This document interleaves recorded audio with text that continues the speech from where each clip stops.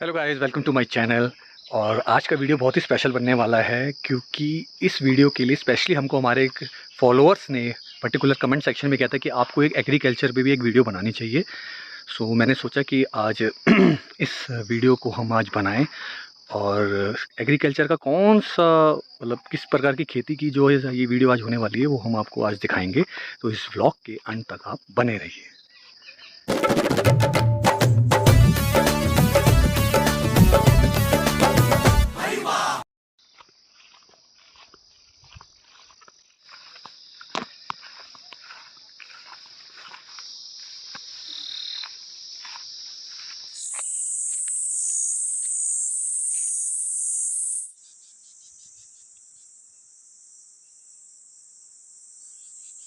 So guys, अभी मैं हूँ उत्तराखंड के बागेश्वर ज़िले के अमशारी गांव में। आज यहाँ पे जो हम वीडियो बनाने वाले हैं वो धान की कटाई पे होने वाले हैं। अशोच का महीना चल रहा है, यूजली लोग घर में नहीं देखेंगे आपको यहाँ पे पहाड़ों में स्पेशली, और ये मोस्टली लोग अपने गढ़ बोलते हैं खेतों में ही आपको देखने में ही मिलेंगे। तो आज हम वहाँ जाके कुछ किसानों से भी मिलेंगे और उनसे पूछेंगे कि जो फसल जो आज ये काट रहे हैं ये कितने दिनों में तैयार होती है, क्या क्या सामग्री इसमें लगती है, क्या क्या खाद इसमें यूज़ होती है, और बेसिकली मैन पावर क्या क्या यूज़ होता है इसमें, एक पर्टिकुलर वर्ग के खेत में क्या क्या कितनी लेबर कॉस्ट आती है और कितने समय में ये बन के तैयार होती है। तो इस व्लॉग के अंत तक आप बने रहिएगा। सो गाइस, अब हम आ गए हैं एक धान के खेत के बिल्कुल नज़दीक, और यहाँ पे मैं आपको दिखाऊंगा जो किसान लोग हैं यहाँ पे खेती कर रहे हैं, अपनी धान की कटाई में लगे हुए हैं, और कुछ किसानों से हम बात भी करेंगे और जो जो हमारी क्वेरीज़ है, जो जो हमने उनके बारे में जानना है धान से रिलेटेड, वो हम उनसे सवाल करेंगे। तो चलिए अब हम उनसे मिलते हैं, मुकालता करते हैं। सो गाइस, आप ये देख सकते हैं यहाँ पे कुछ किसान महिलाएं काम में लगी हुई हैं धान की कटाई करने में।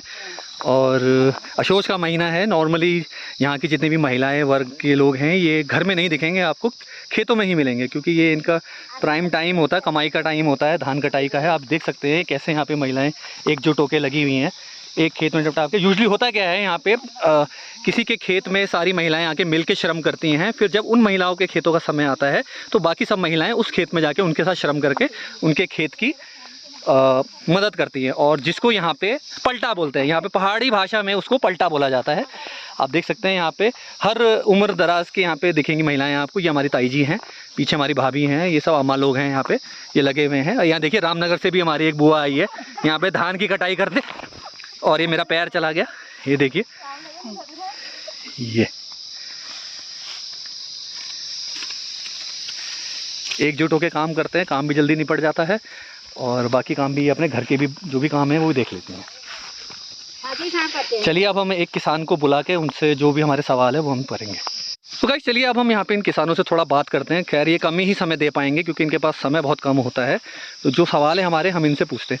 हाँ जी, अपना परिचय दीजिए। दीपा जोशी। दीपा जोशी, कितने सालों से आप ये काम कर रही हैं कृषि? बचपन से ही कर रहे हैं हम तो। आप बचपन से कर रहे हैं? हाँ। और इस धान की कटाई में बुआई में कितना समय लगता है? 6 महीने का टाइम। 6 महीने। कब आप बीज बोते हैं इसका? हम इसमें अप्रैल मई में बो देते हैं। अप्रैल मई में बो देते हैं। हाँ। और कितने महीनों में फसल तैयार हो जाती है? 6 महीने में। 6 महीने में हो जाती है। होती है वैसे 3 महीने में बीज रखे हो जाते हैं।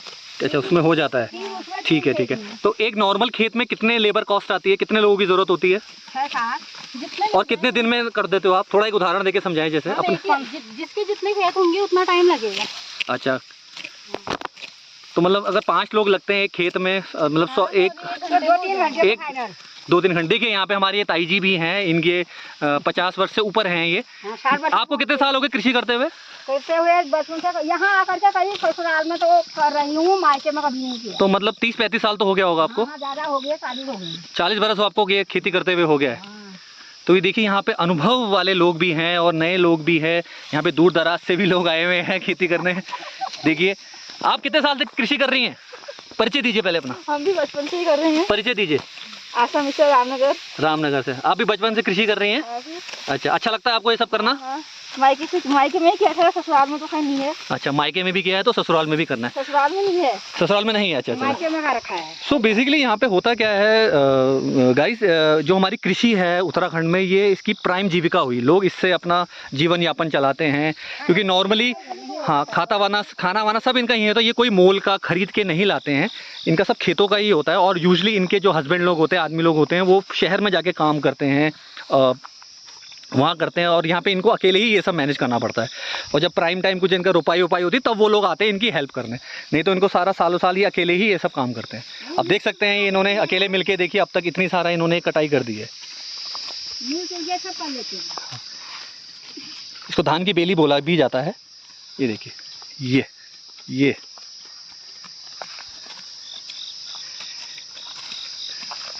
तो दीपा जी, इसमें कोई खाद वाद कुछ स्पेशल कुछ ये भी डालना पड़ता है या कुछ ऐसा कुछ, वो बताइए इंग्रेडिएंट कुछ खास, ताकि खाद दवाई डालनी पड़ती है। दवाई डालनी, किस प्रकार की दवाई डालते हैं आप इसमें?